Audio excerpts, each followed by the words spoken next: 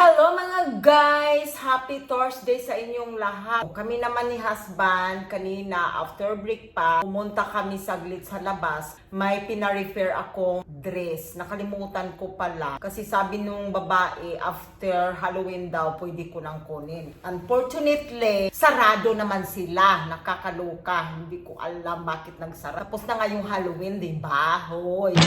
So anyway, drop by kami sa maliit na pagupitan dito malapit sa amin. Tabi-tabi na ano lang yung pagupitan. So alam mo naman si husband, wala naman yan siyang kaarte-arte sa kanyang sarili. Kahit saan mo yan dalhin pwede, ganon. Nagpagupit siya doon sa halagang 70 pesos. Talagang na-amiss siya sa price kasi sobrang mura daw talaga. Binigyan ko ng 100, kumbaga may sukli pa kami doon na 30 pesos. Pero sabi ni husband, hayaan ko na lang daw. Wala daw silang barya. Yung asawa ko, wala naman niyang maraming buhok. As in, makita nyo naman yan dito, kalbo. Tapos, pag magpagupit ka doon sa Australia, ang halaga ng buhok niyang pagupitan ay talagang nasa 1,500 pesos na ganon. Kaloka, diba? Sobrang mahal. Kahit pa sabihin mong 1,000, ang mahal-mahal pa din yan. Parang, hello, kahit nga babae dito magpagupit, hindi naman siguro aabot ng 1,000, diba? Doon, grabe. Doble, triple, depende sa kung anong ipagawa mo. After that, muwi kami sa bahay. Gusto natin na hindi araw-araw may lakad tayo, diba? Pag araw-araw ka may lakad, oh my God, parang wala ka ng time sa bahay mo. Imbis gusto mo magmuni-muni, mag-relax-relax ng konti, yung parang wala kang gagawin ba? Alam mo yung ganon. So, inisip nga namin ni husband, sabi nga niya sa akin, gusto daw niya to have a break daw together. Sabi niya ganyan, kahit 3 days lang or 4 days. So, siguro mga next week, nag-plan kami na kahit dito lang around Bataan, punta ka sa beach, mag-book ka ng hotel, mag-stay ka doon ng 4 days. Parang hindi ko masyadong beat kasi yung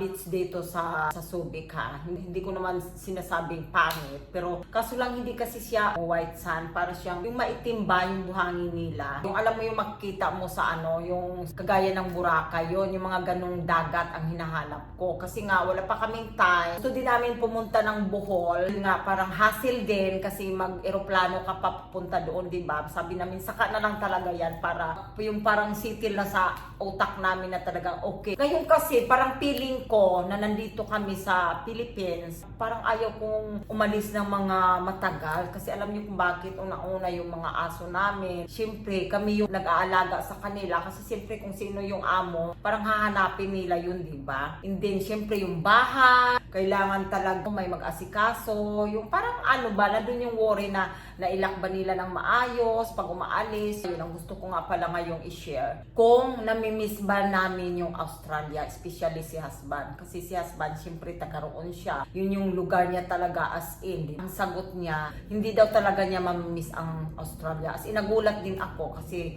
siyempre, di ba, doon siya pinanganak, hanggang sa pagtanda niya, nandoon na siya. Pero nagtataka ako kung bakit hindi niya namimiss. Then, ang ayaw niya doon, yung una pa, yung sobrang lamig. Ayaw niya yung lamig doon talaga. And then yung high of living, very expensive yung living doon. Yun yung pinaka number 1 na ayaw niya sa Australia. Pero ako naman, na-miss ko, as in hindi naman yung talagang sobrang miss na parang nahuhumsik ka. Hindi kagaya kumpara sa bansa natin, yung first time ko talaga umalis na napunta ako ng Australia, as in talaga na homesick ako. Karamihan ang narinig ko, lahat daw talaga napagdadaanan yung homesick. May friend nga ako doon sa Australia na iyak siya ng iyak, nalulungkot siya, tapos may times nga daw na naisipan niya na gusto niyang bumalik sa Pinas. Kasi ang iba doon talagang struggle pag na-homesick. Gusto mo na talagang umuwi, iiyak ka. Sobrang lungkot, nalulungkot ka kasi unang-una, wala ka namang pamilya doon. Pangalawa, mag-a-adjust ka sa country nila kasi walang makausap, wala kang laging kasama, ikaw lang mag-isa sa bahay kasi nga yung asawa mo din, busy din sa trabaho. Mabuti na lang kung ang trabaho niya uwian. Mayroong kagaya sa asawa ko, Diyos ko, 1 buwan na sa dagat bago siya makauwi ng bahay. Kinaya ko yon mga ka-guys, sa totoo lang. How much more pa kung mahina-hina ang loob mo. Diba, hindi mo talaga kakayanin. Hindi mo naman lugar yun eh. Gusto mo may kausap, wala. As in, mga tao doon talagang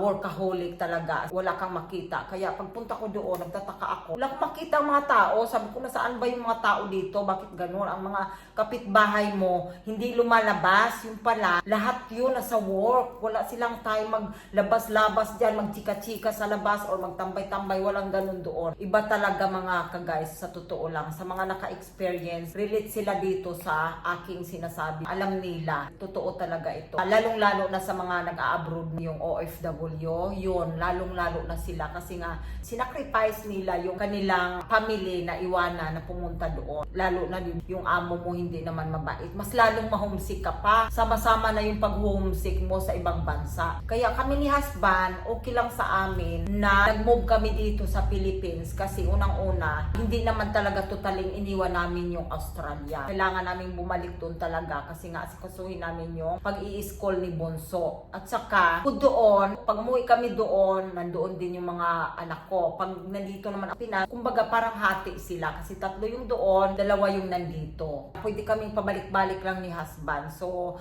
walang problema sa amin yun. Kahit sabihin niyang hindi niya na-miss kasi may mga kapatid din yung si husband doon, tatlo lang sila. Siya yung bunso, and then dalawa yung babae. Although magkaibang bansa sa Australia, pero at kumbaga mayroon pa rin siya pupuntahan kung sakaling babalik. Kailangan niya talagang bumisit sa kapatid niya. Normal lang talaga yon, or pwede naman silang bumisit din sa amin. Sana nga kabisit din sila yung dalawang kapatid ni husband dito sa amin para naman maranasan din nila ano yung bansa natin. Pero mag-adjust din sila kasi hindi nga sila sanay sa mainit na lugar. Lalong-lalo na yung eldest nila. Ayaw niya yung mainit. Gusto niya yung malamig. Speaking of malamig, alam niyo guys, pag uwi ko dito, yung body ko kasi parang nasanay doon sa malamig. Kumbaga ito, nag-aircon ako. Kumbaga parang ganun lagi ang pakiramdam mo doon. Lagi kang naka-aircon. So dito, parang minsan lang ako magsuot ng pantalon. Siguro twice lang ako nagsuot ng pantalon mula nung umuwi kami dito ni husband. Parang feeling ko ang init-init talaga. Yung katawan ko, parang na-adapt na yung weather sa ibang bansa. We don't mind na talagang bumalik kami sa Pinas. Affordable din, di ba?